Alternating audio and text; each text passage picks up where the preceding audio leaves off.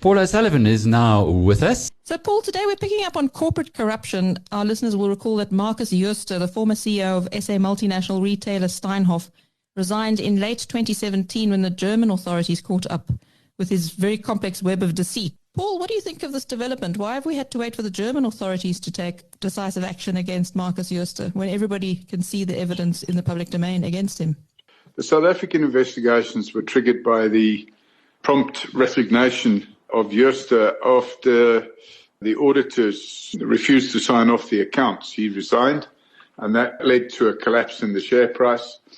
And then all the bad things started coming out of the woodwork. Up until then, South Africa was blissfully unaware of the criminal docket that had been opened in Germany. From what the Germans have now done, does it mean he's going to be extradited there, or if he just stays in South Africa, he'll never face the law in Germany? How does that work?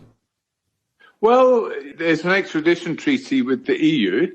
Now, until such time as he's been arrested and charged in South Africa, he's extraditable. If I was in his shoes, I'd probably want to jump on a plane and fly to Germany, because life in a German prison would be far easier for him than life in a South African prison. Paul, Hoffman SC is an advocate and a director of Accountability Now. Do you think that they're going to be able to extradite Markus Jooste to face the music in Germany?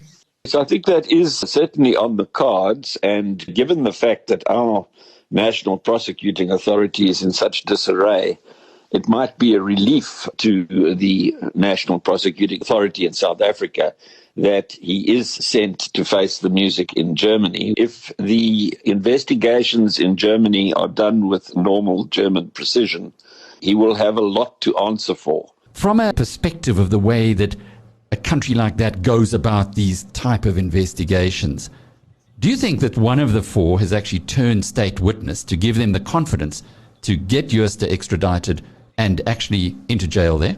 It's quite possible that somebody has decided that his future is better served by blowing the whistle or ratting out the co-conspirators in the whole Steinhoff debacle. How does the extradition work with Germany? What would they need to do to get Jooste on a plane over there?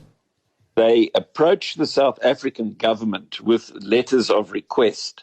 The South African government then processes that request, and if the courts so decide, an extradition order is granted, which has the effect of him being taken off in shackles to face the music in Germany.